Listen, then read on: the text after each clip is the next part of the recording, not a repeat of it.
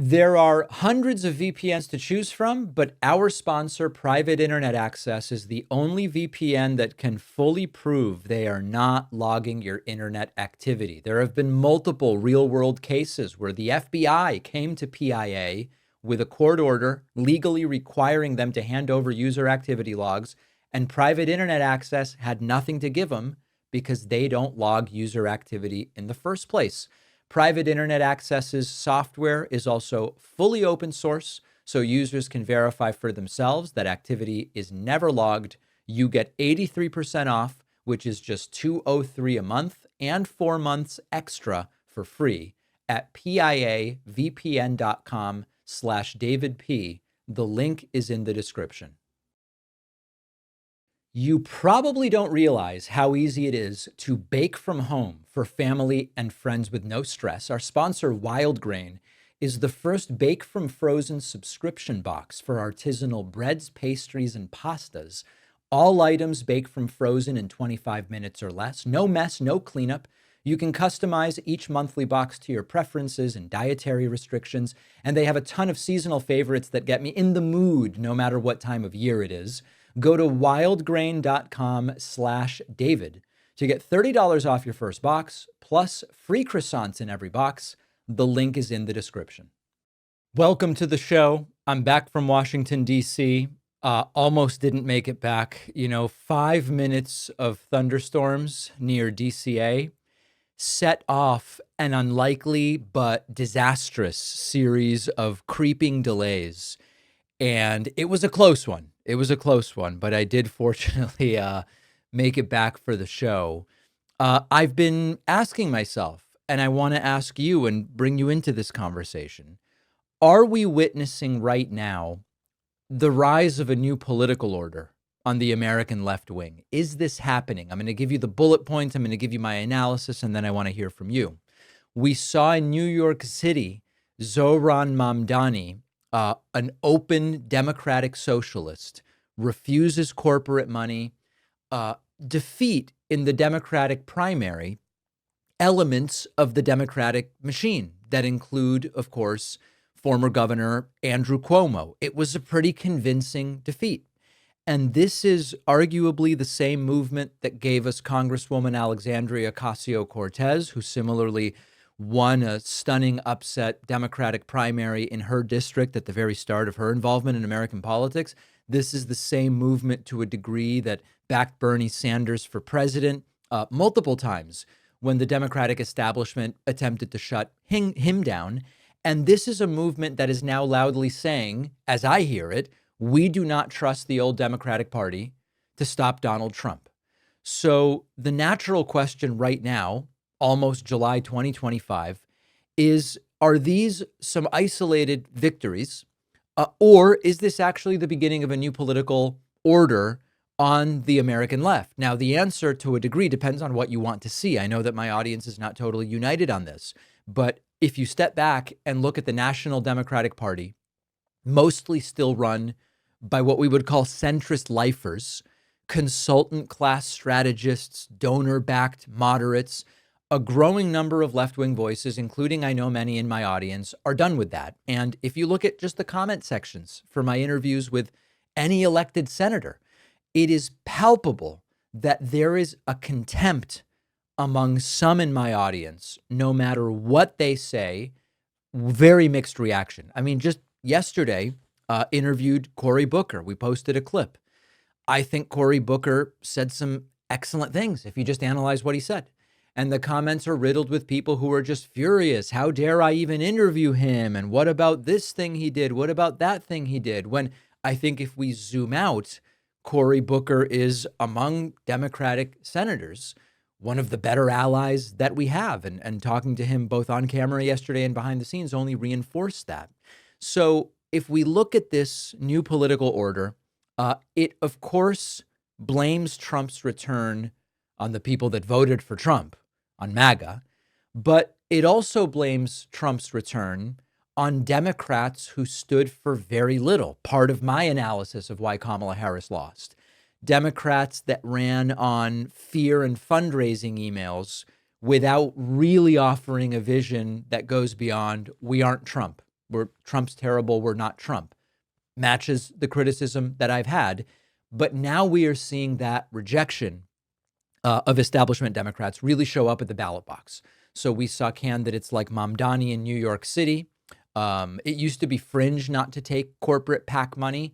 Now it's almost a requirement if you want credibility with these younger left-wing voters. And more, the grassroots isn't just asking for better Democrats. It really wants a clean break from the donor class political ecosystem. And they might be right, because when you talk to Gen Z voters, and many of them don't even see the Democratic Party as the opposition anymore, Trump's in office, the far right is in charge, young voters feel like Democrats have already surrendered on so many issues. You look at climate or housing, labor, it's a very long list. So into that vacuum of leadership steps a new kind of leader. People like AOC, Bernie, Mamdani, people who don't just say vote blue, but who say, hey, the Democratic Party needs to be rebuilt. Now, there's an accelerationist aspect to that is not exactly my politics, but it doesn't matter. I'm secondary here. I'm just analyzing what we are seeing. I only get one vote.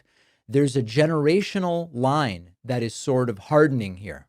The party of Chuck Schumer and Hakeem Jeffries is still dominating in Washington, D.C., and boy, do they dominate. I mean, that's one of the things that was very front and center when I was there yesterday. But you look on the ground in districts and in cities and around the country, and it's a very different story. You see voters under 35. It's not just that they're more progressive. There's an aspect of that, but it's more so that they are more skeptical of the institutions that got us the modern Democratic Party. They're more willing to call out corporate capture.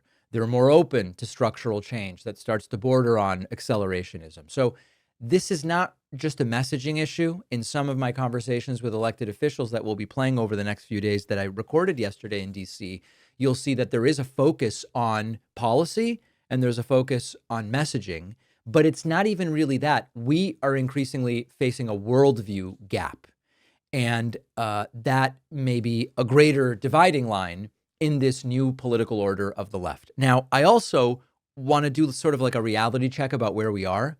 Zohran Mamdani won a primary. Okay, we'll see what happens in November. It was a primary. Often the primary is a proxy to the general in a lot of these elections, but we have to wait and see what happens in November to say, okay, was this actually an instance, a vignette in this new political order? AOC, for all her star power and how I think she's developed into a far more pragmatic and effective member of Congress, she is still a member of Congress with limited legislative wins. And this is the part that gets tough, some of this new left that brought her to victory at the beginning of her political career is now angry with AOC. To some, AOC has sold out now because she is more cognizant of how you get power and how politics in Washington works. So we'll see what is next for her. Bernie never became president. He's made it clear he's not running again. He's near the end of his career. So the point here is there's a lot of energy. There is clearly a desire for this new left political order. Energy is not the same thing as power yet. We will see whether the energy translates to power. Now, still, if the Democratic establishment keeps offering nothing except Trump sucks, and if Trump keeps getting worse, which he almost certainly will, this new movement might not just be the future of the left. It might be the only thing that's left if the establishment Democratic Party just keeps running on Trump's bad, which doesn't really seem to be that great of an idea for winning elections. For years, the progressive left has lived in a sort of state of suspended animation, maybe. A lot of ideas, but nowhere really to go. We now see a different playbook. Build power locally, win primaries, reshape the bench. It's not glamorous to the same degree, but it is how a lot of historically successful movements have started. So we're going to see if it grows or whether the establishment is able to crush it. Sometimes insurgencies that challenge power do get crushed by the establishment. So we will wait and see, but this may be the rise of a new political order on the left. I want to hear from you about it. Let me walk you through something that should set off every alarm bell in your head. Emile Beauvais, Donald Trump's former acting assistant attorney general, and now a handpicked nominee for a lifetime seat on the federal bench, was just exposed in a whistleblower complaint for ordering DOJ lawyers to break the law. This is not novel interpretation of the law. This isn't bending it. This isn't skirting it. This is breaking the law. This was not some vague political directive or a poorly worded email. According to a 27-page sworn whistleblower statement, Beauvais explicitly told DOJ attorneys, ignore federal court orders, deport people anyway. In other words, if the court tells you to stop, do it anyway. The planes take off no matter what.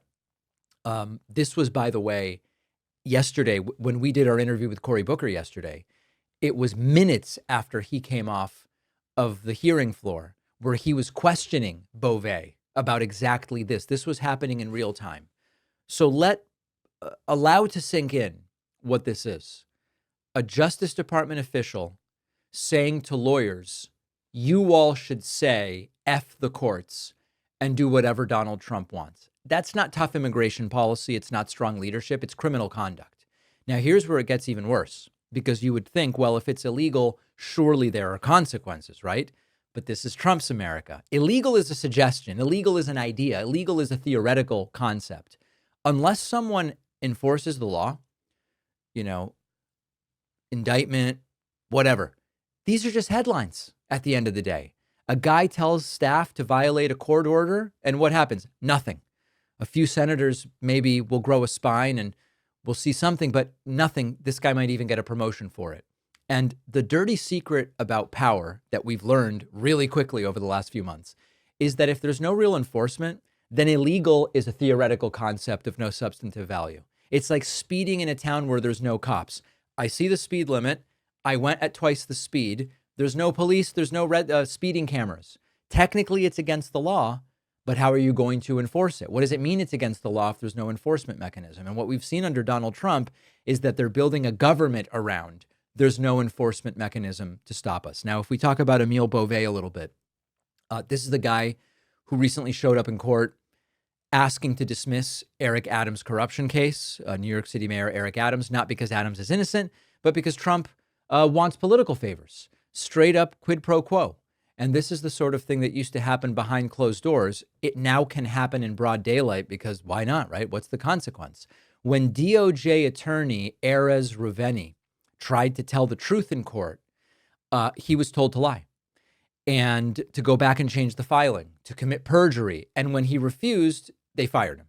Because again, in this world, the truth gets you punished, lying gets you promoted. And now that guy, Emile Beauvais, is up for a lifetime seat on the Third Circuit Court of Appeals. He said, ignore the judiciary. He wants to be the judiciary. If you pitch this as fiction, studio executives would go, it's too on the nose. It's just not believable enough. And if you want to talk about irony, the very courts that Beauvais wanted to ignore, those are the courts that he might soon command. It's sort of like hiring an arsonist to run the fire department. It's sort of like putting someone in charge of a government agency that they don't think should exist, which, by the way, is exactly what Donald Trump does. Let's not kid ourselves. If the Senate signs off on this, if Republicans nod and smile and do their advice and consent, and they're not going to do anything about it, they really aren't just complicit, they're co-conspirators. And the truth is that Beauvais is the blueprint, not an outlier. Trump surrounds himself with people who hate the agencies that they are meant to lead. And now this is what we are up against. If you are the kind of Republican senator, as many are, who say that they respect the Constitution, here's your moment, right? If you confirm a guy who told DOJ lawyers defy court orders, you're saying the Constitution is optional and that law and order was just a campaign slogan, which of course we know that that's all it was. We've seen what happens when people like Judge Eileen Cannon get lifetime appointments. It's real damage. It's generational damage. And if you give someone like Emile Beauvais a robe and a gavel, you're institutionalizing corruption. So this is the part where I say we're going to stay on the story because we're going to. At the same time, what can be done? What can be done? That's what we need to figure out. Make sure you're subscribed to the YouTube channel. We're going to take a quick break. We've got a great program today. Do you ever feel like you're being watched online? It's because you are. Even in incognito mode, your internet activity can still be tracked by your internet service provider, by big tech, by data brokers, and even by the government. The solution is our sponsor, Private Internet Access, a VPN that hides your IP address so you can't be tracked online, and so you can access websites and content normally not available in your region.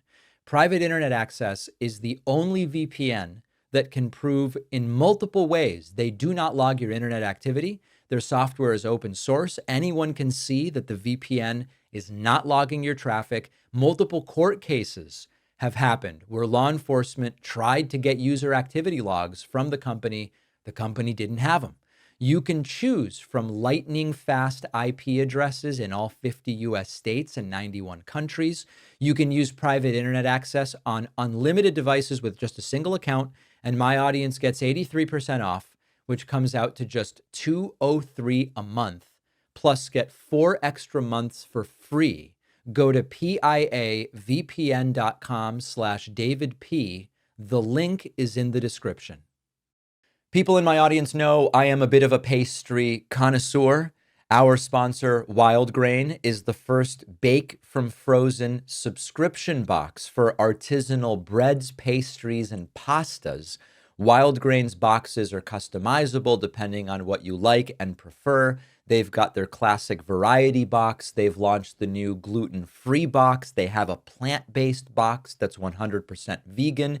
And it just takes the hassle out of baking because all items bake from frozen in 25 minutes or less, nothing to clean up. My experience has been awesome. I love the croissants. I was having people over last week, half an hour before, preheat and throw them in the oven, and people love it. Definitely, the croissants are my favorite. The quality and the freshness of the items is extraordinary, and it is just so convenient. Go to wildgrain.com/David to start your subscription and get $30 off your first box, plus free croissants in every box every month. The link is in the description. The David Pakman Show is an audience-supported program. I invite you to join the ranks of membership by signing up at joinpakman.com. Very much appreciate everyone who is newly supporting the show and folks who have been supporting for more than a decade. In some cases, you can use the coupon code. It will end soon. This reign of terror of Trumpism will end soon. That's the coupon code. It will end soon. You can use that at joinpakman.com when you sign up. Donald Trump at NATO, hunched over, confused, dejected, and all of a sudden turning his attention to Spain, saying it's terrible what Spain has done. Do not adjust your screen. Do not be confused. This really is Donald Trump, disoriented and diminished, no idea what's going on, trying to make heads or tails out of it. Let's take a look at some of the statements that this is the President of the United States at NATO, such an important place. And this is the nonsense that is coming out of his mouth. Listen to this. A question on Spain. Are you satisfied with today? Oh, I think Spain's terrible what they've done. No, I do. They're the only country that won't pay the full up. They want to stay at 2%. I think it's terrible. And, they're doing very well. The economy is very well. And that economy could be blown right out of the water with something bad happening. Spain is the only country that... Are you from Spain? Yeah. Good, congratulations. You're the only country that is not paying. I don't know what the problem is. I think it's too bad. This is 10% funny. Like, listen, I get it. Are you from Spain? Oh, that's too bad. Like, I have a sense of humor, and this is Trump being unintentionally funny. There is something funny about it. But 90% of it is Trump thought at one point Spain was part of BRICS. Trump, I would be shocked if he knows a damn thing about Spain, like much of the things and countries that he talks about. And this is what happens when the president just doesn't know anything. And this is seen as a virtue. Not knowing anything has been molded and repackaged and squeezed into the container called I'm an outsider. Trump's ignorance has been reframed as an asset. This guy is not a political insider. And it got even worse with people in the crowd sort of snickering as another question about Spain came up. And Trump just hunched over and stumbling through non-answers that are just rambling. And people in the crowd realized, damn, none of this makes any sense. I wanted to know if You're where from? Spain, too. Ah. I wanted to know if you want to That's the Spain corner right there. Shouldn't have said that. That's okay. I do like Spain, by the way. I think it's unfair that they're not paying, but go ahead. Are you going to negotiate directly with Spain about... I'm going to negotiate directly with Spain. I'm going to do it myself. They're going to pay. They'll pay more money this way. You should tell them to go back and pay. You're a reporter? Tell them to go back. They ought to join all of those countries that are paying 5%. Spain's going to be just about the only one that's not. They were the most hostile toward doing it. It just doesn't make sense to me. Okay. So again, there is so much about politics that is what is the story that you can sell. And we see this and we go, oh my goodness, he's arguing with reporters. He's being rude to people. He's dismissive. He has this condescending, I know more about everything than you attitude. This is an embarrassment. This is not diplomacy. That's the view of many of us. And I'm there with you. Like 10% of it is funny. His attitude is sort of funny, but globally humiliating, of course. To MAGA, they love this shit. We really have to understand that one of the things we on the left sometimes fall for is we see something so pathetic and embarrassing, and we assume everybody's going to see it the way we do, and everybody's going to react the way we do, and they're going to realize this is terrible to have a president who behaves like this.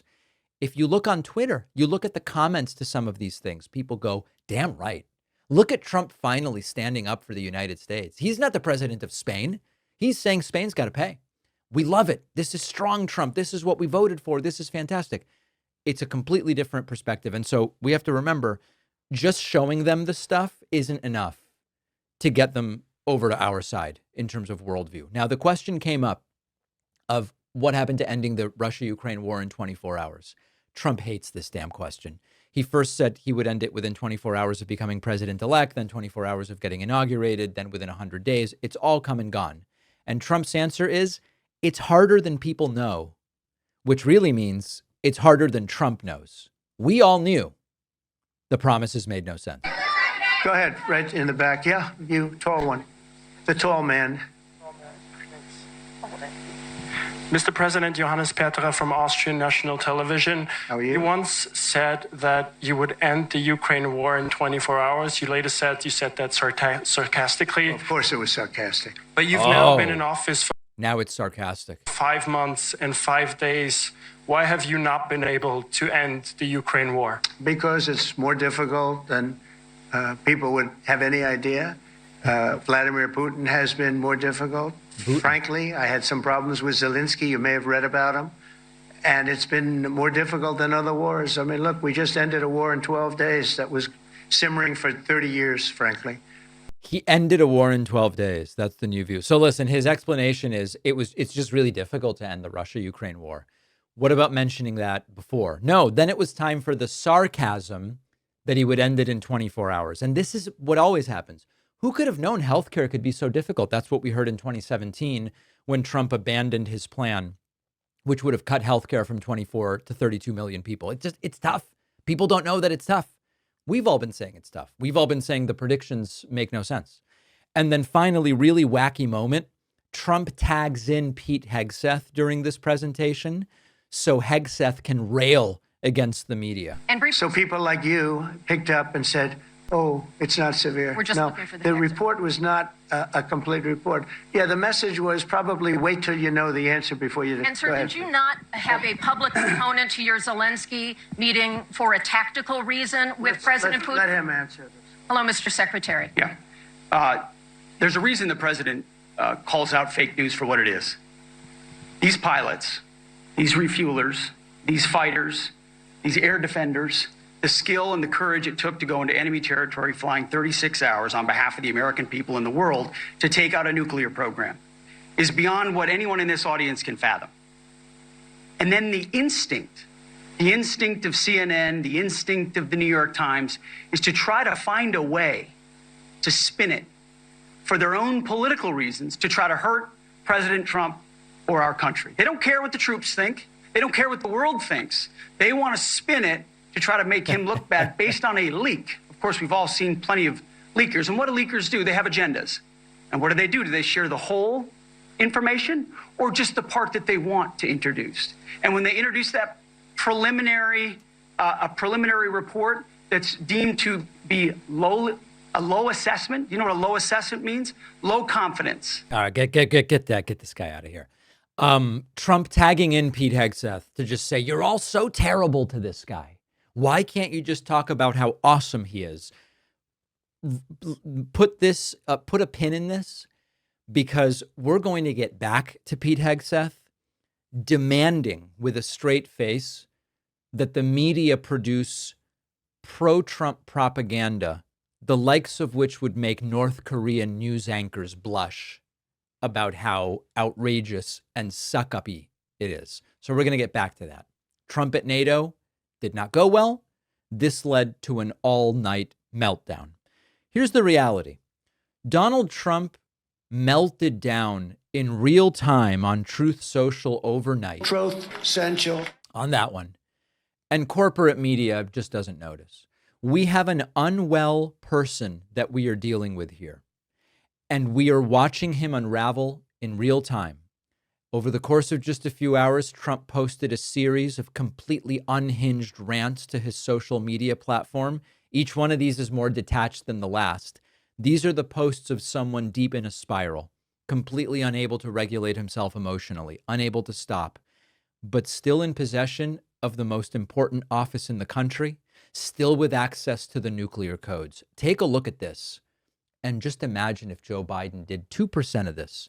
Trump posting, quote, Secretary of Defense, War, Pete Hegseth, together with military representatives, will be holding a major news conference tomorrow morning at 8 a.m. Eastern at the Pentagon in order to fight for the dignity of our great American pilots. These patriots were very upset. After 36 hours of dangerously flying through enemy territory, they landed. They knew the success was legendary.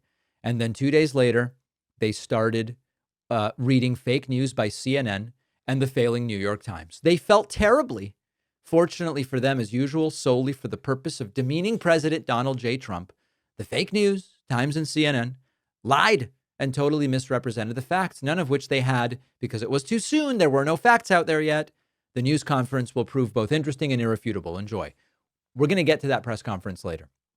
But understand two things, very important. Number one, during the Bush-Iraq years, some in the audience may not have been following politics then, or maybe were too young then to follow politics.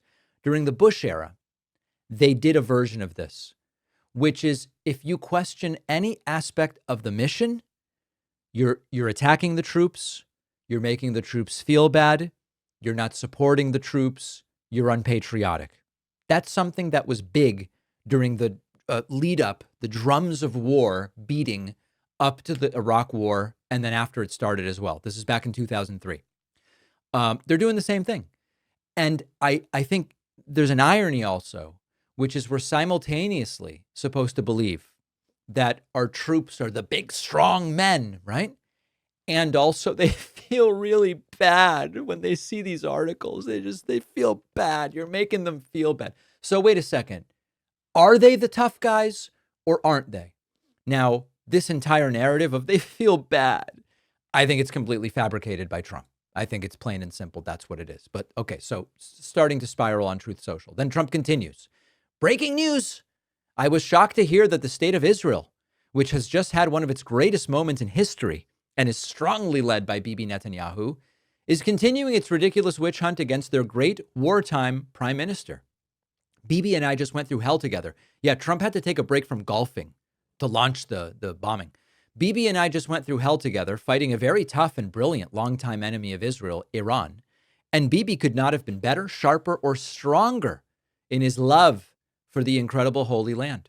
Anyone else would have suffered losses, blah, blah, blah. Trump then gets to, I just learned Bibi has been summoned to court for the continuation of his long-running, he's been going through it since 2020, unheard of, first time an Israeli prime minister has been on trial, a sitting prime minister, politically motivated case, blah, blah, blah. He wants it canceled immediately, says Trump. Cancel the case against Bibi Netanyahu. Put aside anything you feel about Bibi Netanyahu just for a moment. I don't like the guy. I think there's never going to be peace when Bibi Netanyahu's in charge. Also not when Hamas is in charge. But put that all aside for a second. For Donald Trump to be demanding that the legal system of Israel end a specific case against their prime minister, just beyond the pale. I mean, truly, completely beyond the pale. Trump calls it a travesty of justice. The travesty is Trump posting these messages. Okay, then Trump continuing to just rant and rave. It's just endless. Fake news CNN is so disgusting and incompetent. Some of the dumbest anchors in the business. And then finally, Trump posting, rumor is that the failing New York Times and fake news CNN will be firing the reporters who made up the fake stories on the Iran nuclear sites because they got it so wrong. Let's see what happens. And the media is basically silent about this. Are they, they're either obsessed with whether Joe Biden looked tired when he was videoed getting an ice cream last week, or they're pretending that Trump's behavior is normal, or even worse, you'll see in a moment, they're pretending that Trump's lashing out on Truth Social is strategic and that it's a form of leadership. This is not normal. This is not strategic. This is deeply dangerous. And people in the media have to do a better job of covering this for what it is. This is not only an obviously unwell man. He has the power to sign executive orders and appoint judges and command troops and launch nuclear weapons. And the fact that this is yet another overnight meltdown, to me, only makes it more serious. It seems that this is just 24/7 with Donald Trump. The last message there was at 8 this morning, and they went overnight. This isn't ending. It's escalating, but Fox News loves it. This you have to see. If you believed, as I do, that Donald Trump's early morning and overnight all caps tantrums on Truth Social are signs of a guy who's unraveling and unstable, Maria Bartiromo and Ted Cruz want you to know this is leadership. Trump hitting Truth Social heavily, and they say that he is showing leadership on truth. I don't even know how else to explain it. They describe it as a very busy morning on Truth Social. They should be questioning his stability. They should be questioning his judgment. They should be bringing up the sheer weirdness of all of it from a sitting president. But they call it leadership. Take a listen. Yesterday, the president had a busy morning on Truth Social, posting this: Israel is not going to attack Iran. All planes will turn around and head home, while doing a friendly plane wave to Iran. Nobody will be hurt. The ceasefire is in effect. The president brokering ceasefire and peace in the Middle East yesterday. Joining me now is Texas Senator Ted Cruz, a member of the Senate Foreign Relations and Judiciary Committees. Senator, it's great to see you again. Thanks so much for being here this morning. Assess the president's leadership on all of this and what has taken place. How do you see things? Yeah. Well, I think President Trump's leadership has been extraordinary. It has been clear-eyed. He has stood unshakably alongside our friend and ally, the State of Israel, and he acted decisively this weekend to take out Iran's nuclear capability. The military attack that our soldiers carried out was incredibly effective. We had 7 B-2 stealth bombers that dropped a total of 14 bunker buster bombs on 3 nuclear facilities, annihilated those nuclear facilities. I think you get the point. They love it. Very busy on Truth Social, extraordinary leadership, blah, blah, blah, blah, blah. As if nothing says strength like being up at 5 a.m., posting dozens of times to Truth Social with fake polls, jail threats, random TV rantings, and other non-presidential stuff. It's not only dangerous the way that Trump is behaving, it's dangerous the way that right-wing media and Republicans are reacting, because he's pushing conspiracy theories, threatening enemies, spiraling publicly. But instead of confronting it, the enablers go, this is brilliant stuff, really, really brilliant leadership. And they're gaslighting the country into pretending that a deeply unwell man is a political genius. And that's an authoritarian playbook item known for a long time. Whatever the dear leader does, whether it's erratic or cruel or unhinged, it's not just acceptable, it's inspiring. We should be impassioned by the behavior of the dear leader. And if you disagree, you're simply the problem. This is the sort of thing you see in North Korea, where the supreme leader's every utterance is declared profound, wise, and historic, even if he's ranting about how the moon obeys his commands. And when Trump posts 30 times before breakfast about fake trials and television ratings, suddenly it's evidence of brilliance. So this is no longer news, it's propaganda. It's an attempt to launder an unstable guy into strength. And it's a classic of authoritarian regimes. They rely on this kind of distortion. You don't ever explain the leader's behavior, you sanctify it, you praise it. You take something unhinged and you say, what a heroic act. Trump could bark at a mailbox and Ted Cruz would say, I appreciate Donald Trump taking a powerful stand against the deep state. And what's happening here isn't just absurd, it's a test to see how far they can go. And sadly, I think they can get very, very far with this forced adulation. And it's terrifying. Don't forget that the best way to support the David Pakman Show is by becoming a member, which gives you access to the daily bonus show, the regular show with no commercials. You also get access to our entire archive of every episode dating back a really long time, and plenty of other awesome membership perks. Go to joinpakman.com, joinpakman.com. It's great to welcome back to the program, after far too long, Rutger Bregman, historian, best-selling author, co-founder of the School for Moral Ambition, and also his latest book is called Moral Ambition, Stop Wasting Your Talent and Start Making a Difference. It's so great to have you back, first of all. Thank you. Thanks so much for having me, David. It's so good to see you again. You know, one of the things I like about talking to you is very often we get tunnel vision when talking about problems in society, where we just are arguing over the answer to the question. And what I like that you sometimes do, and you did it, you know, at Davos years ago in those viral videos and in different places, is you'll say, wait a second, I don't know that we're even asking the right question necessarily. Let me reframe the question we're asking rather than just start arguing about the answer. Related to your book and also the status quo around jobs and employment, the meaning of work to people's lives, and just sort of in this general area, is there something in the conversation around labor, working, and jobs, maybe in the United States, but you can answer more broadly as well if necessary, where you think that the wrong sort of question is being asked or debated? Like, is something missed about when we talk about minimum wage, tying healthcare to employment, or whether college degrees are really, you know, the micro? Mm-hmm. What is the macro that maybe is getting missed in this conversation? So look, I was watching MSNBC the other day after, you know, the great victory of Mondani in New York, and, you know, corporate media again being very scared of like a democratic socialist. And I thought it was really funny from a European perspective, because for me, like, Mondani is like a total middle of the road politician, right? Just the old fashioned European social democrat, you know, coming up with very like pretty obvious idea, like, let's support the working class. You know, there's a real cost of living crisis here. We got to do something about that. Affordable childcare, all pretty mainstream, I would say. This is like not radical, like a tiny little bit higher taxes. So indeed, I think we can expand the imagination, especially in this era of massive geopolitical shifts and massive technological shifts. In my very first book, Utopia for Realists, I already wrote about the rise of the robots, or AI as we call it today. Right. And I think this presents, you know, an enormous opportunity to totally reimagine the role of work in our life. So today we have around 25% of people in rich countries who think that their own job is socially meaningless. Bullshit jobs, as the anthropologist David Graeber called them. I think there's a real possibility, if we go on like this, that number will keep going up. You know, it could be 50%, could be 75%, as AI keeps taking more and more jobs.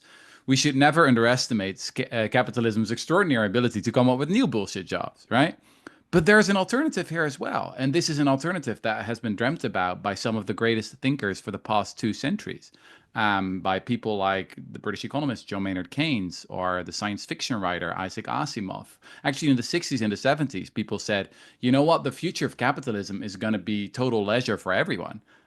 Fully automated luxury communism. I think that's what our friend Aram Bastani over at Novara Media calls it.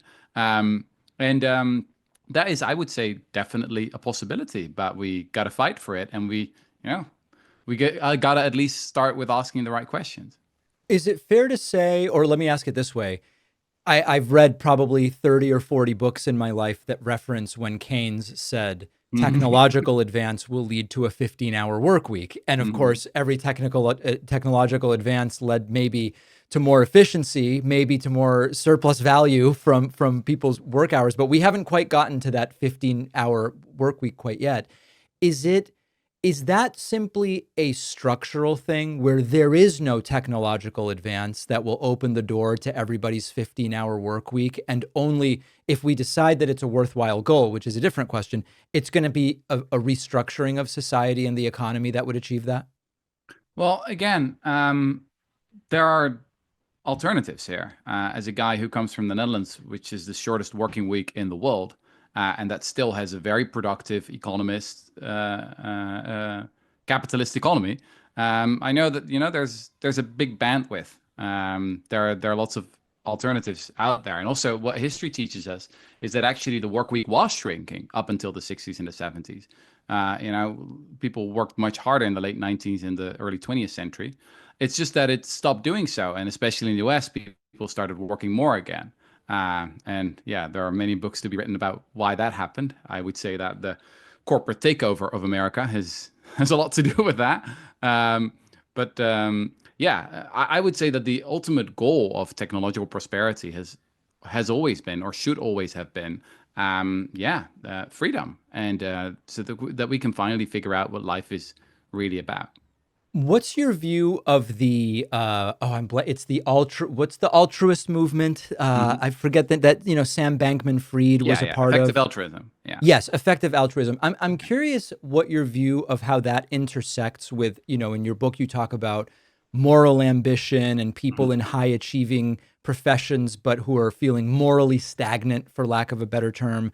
The effective altruism movement has had some setbacks, maybe because of some, I don't know that I would call them pseudo scandals, but just individuals that got involved who maybe, were not the best representatives of it. But I find it to be an interesting movement in that one perspective is you can actually have the greatest impact by staying in the high achieving job, but donating a lot of money effectively rather than, for example, abandoning that and doing something that might be personally more rewarding. Do you have an opinion on the movement? Oh, absolutely. There's a lot to say about this. The first thing I would say is that I'm a guy who comes from the political left. And sometimes I worry that we have a lot of people who are good at raising awareness, expressing the right opinions, winning debates in the group section, the comment section, but don't actually make a big difference, right? What I like about effective altruism, I've visited a conference once, you see a lot of people, you meet a lot of people who actually practice what they preach. So I've never seen as many vegans, in one conference room. I've never met as many people who've donated their kidneys to random strangers. I've never met as many people who donate a significant amount of their wealth and their income to pretty effective charities. So there's a lot to like here, honestly, and a lot to admire. Well, they had some bad press recently, and there was quite a bit of hubris in the movement. I mean, I would say that the collapse of FTX to Sam Bankman-Fried, that wasn't a minor incident. It didn't help. It didn't help, indeed. But there's something to be said for the whole notion of earning to give. Actually, Karl Marx and Friedrich Engels did it already. Like Friedrich Engels was making the money so that Karl Marx could write Capital. So it's a pretty old idea.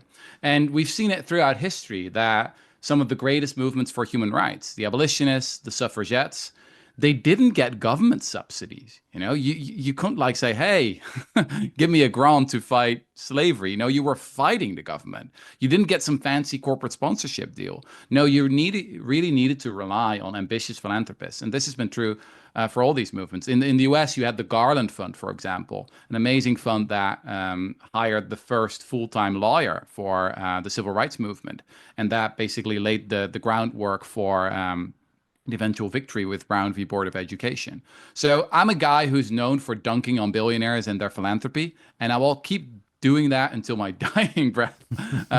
But as a historian, I do know that there have always been exceptions, and I would love to see more of that. I want you to talk a little more about how you define bullshit jobs. If people haven't read David Graeber's book, Bullshit Jobs, it's excellent, and you referenced him.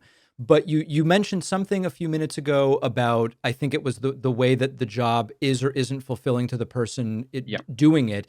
I think one of the interesting things is that, if you take a job like driving for Uber, in a sense, it's the ultimate non-bullshit job in that people need transportation. You are moving people from where they are to where they need to be. And there's a significant pragmatic utility to it.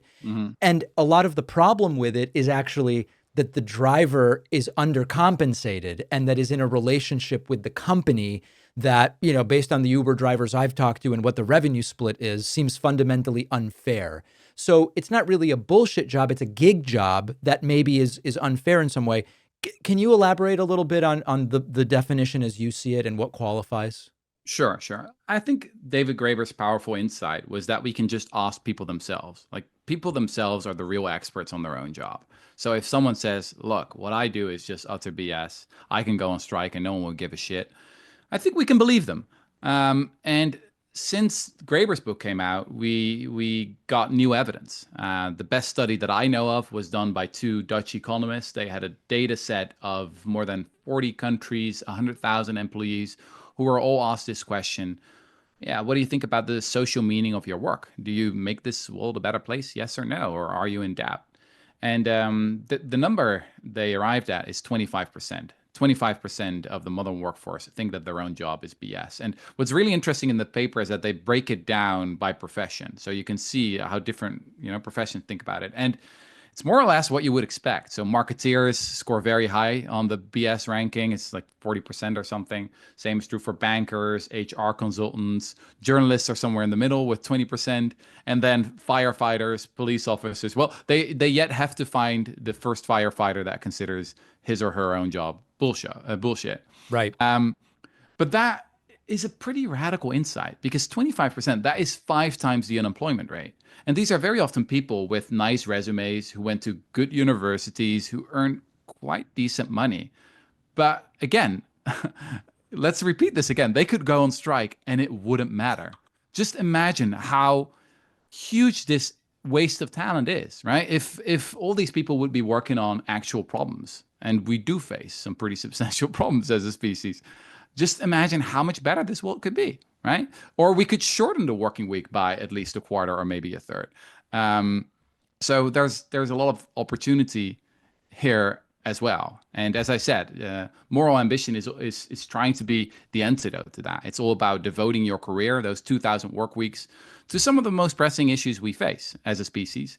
And I co-founded this organization, the School for Moral Ambition, to actually help people, because it's not easy in the current capitalist economy where so often BS is rewarded and the socially meaningful work is not.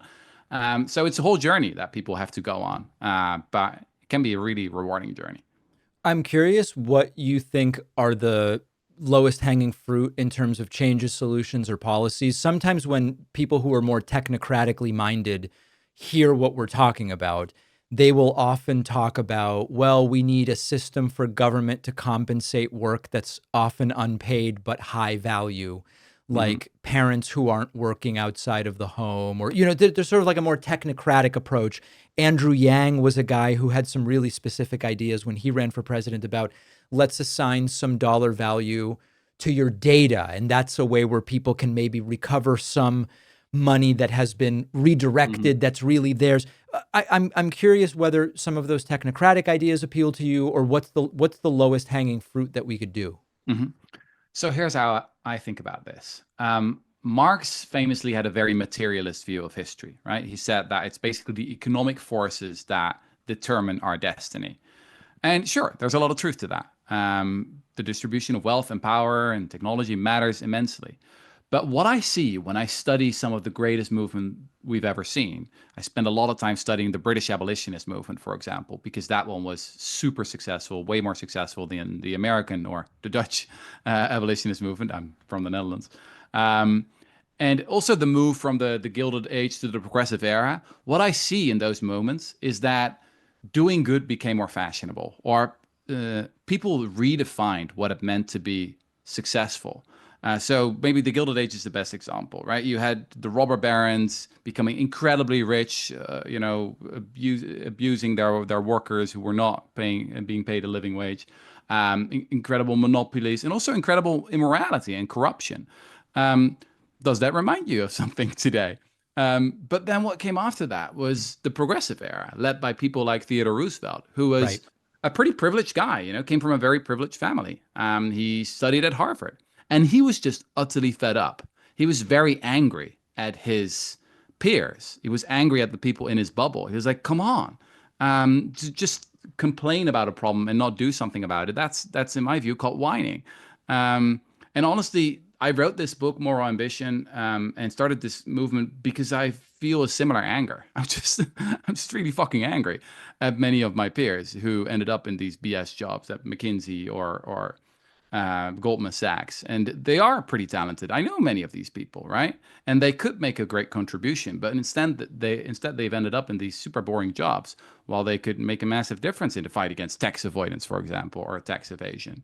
So it's a bit of a long-winded answer to your question, but I really think that that's the low-hanging fruit. I believe that there's a possibility of a massive cultural shift, that we can make doing good more fashionable once again, and I see some early signs of that. I mean, the extraordinary victory of Mandani in New York. I mean, that is like a beautiful example of moral ambition, right? Someone who actually cares about achieving results and winning elections, who's not wallowing in his own moral purity, as we've been doing way too much for the past decade or so on the left. So, I would love to see much more of that. The new book is Moral Ambition. Stop wasting your talent and start making a difference. We've been speaking with the book's author, historian Rutger Bregman. Always great to talk to you. Thanks so much. Thanks for having me, David. If you value what we do at The David Pakman Show, remember to support us on Patreon.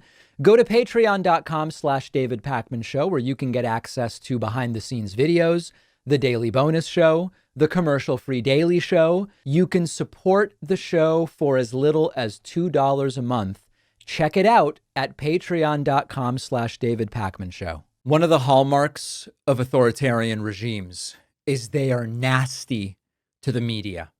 Anybody that reports critically about what they're doing, or that they even perceive to be reporting critically, even if they're just reporting the facts, they become the target of anger. And sometimes they become the target of prosecution. And in some places, they get killed. We're not there yet in the United States, fortunately. But Donald Trump yesterday, during this NATO press conference in the Netherlands, which, by the way, Trump struggled to say Netherlands many times, Trump went after a CNN reporter and then said to everybody, "What are you people doing? Why aren't you telling the story as I want it told?" And this is an authoritarian who isn't in control enough of the media outlets for his liking. Let's take a look at this. This is really ugly stuff. Fake news wants to say. But you're not disputing the report said what it said, even though it was initial.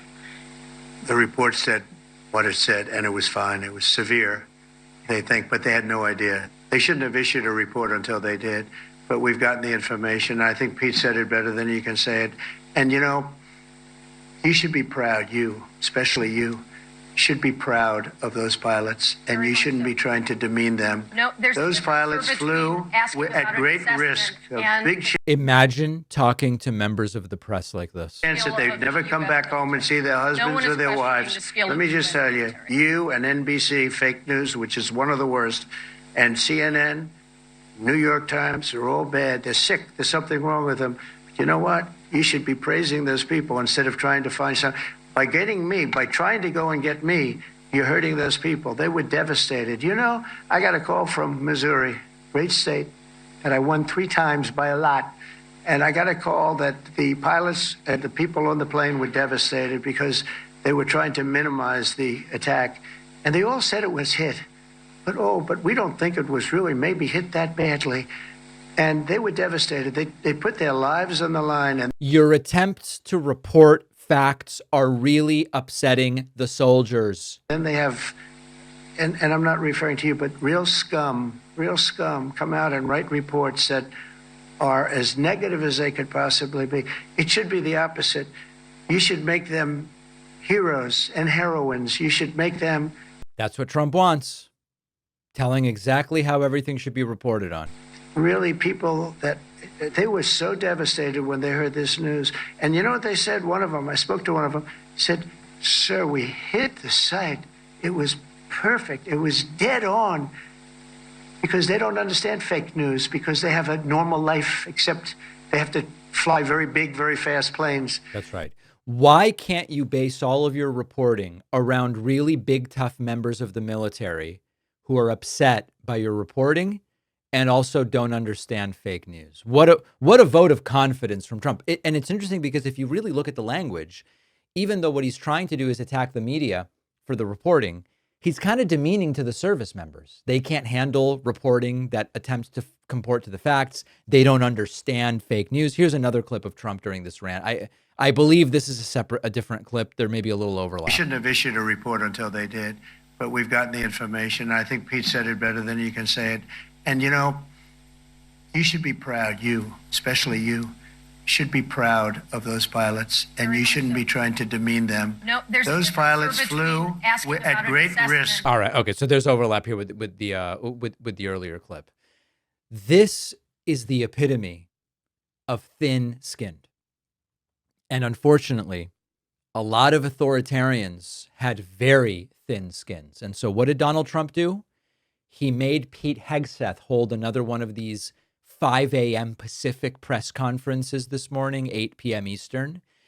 And what Pete Hegseth did, I don't think I've ever seen anything like this. The Secretary of Defense, Pete Hegseth, came out and said, here's what you need to be producing, demanding that the media produce glowing Soviet-style propaganda about what Donald Trump has been doing.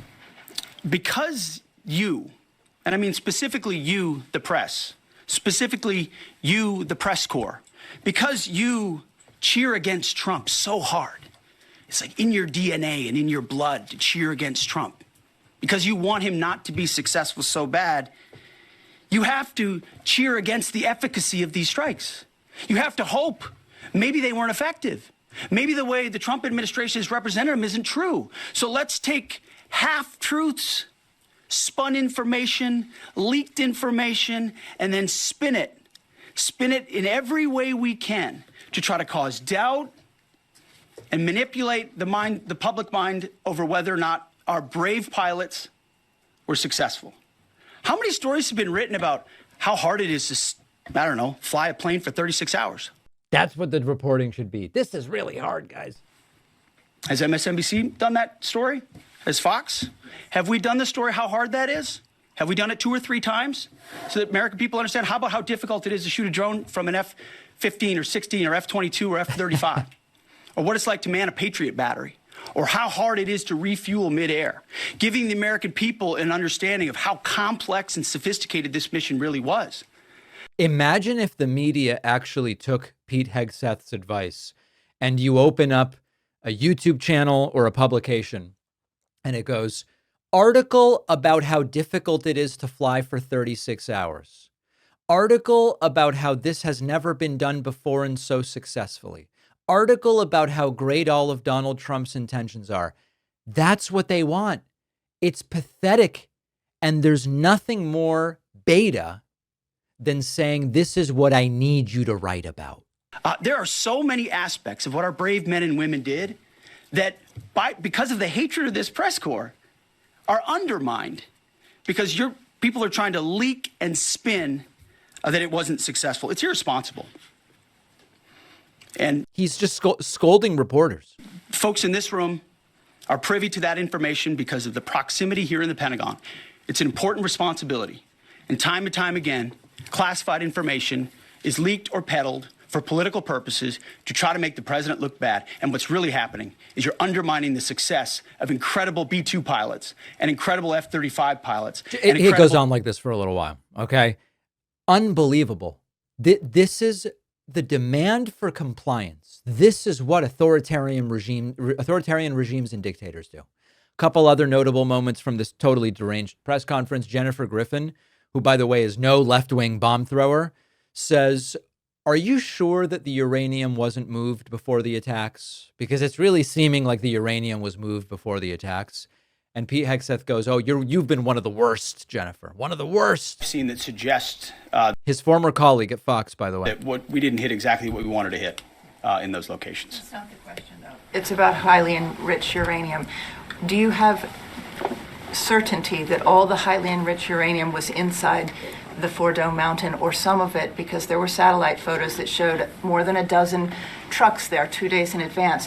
Are you certain none of that highly enriched uranium was moved? Of course, we're watching every single aspect, but Jennifer, you've been about the worst, the one who misrepresents the most intentionally what the president says. You're terrible, Jennifer. I'm familiar. Report about the ventilation shafts on Saturday night. And in fact, I was the first to describe the B-2 bombers, the refueling, the entire mission. Notice how she's actually going, "I did a bunch of the suck-up journalism. I said how awesome these B-2 bombers are." With great accuracy. So I take issue with that. I appreciate you acknowledging that this was the issues. first the most successful mission based on operational security that this department has done since you've been here, and I appreciate that. Yeah, he appreciates that. And then just one more of these demanding more glowing reports. Let me read the bottom line here. President Trump directed the most complex and secretive military operation in history. Right. And it was a resounding success, resulting in a ceasefire agreement and the end of the 12-day war. Move over D-Day. What Trump did was the most complex and secretive military operation in American history. And what a pleasure it was to Pete Hegseth to be able to attach his name to it. They always go too far. The hyperbole knows no bounds. Embarrassing, humiliating, but dangerous, because when they demand compliance in this way, when you don't comply, it can get very ugly for the press. We've got a great bonus show for you today. We will talk about the signature policy bill of Republicans facing major problems in the Senate.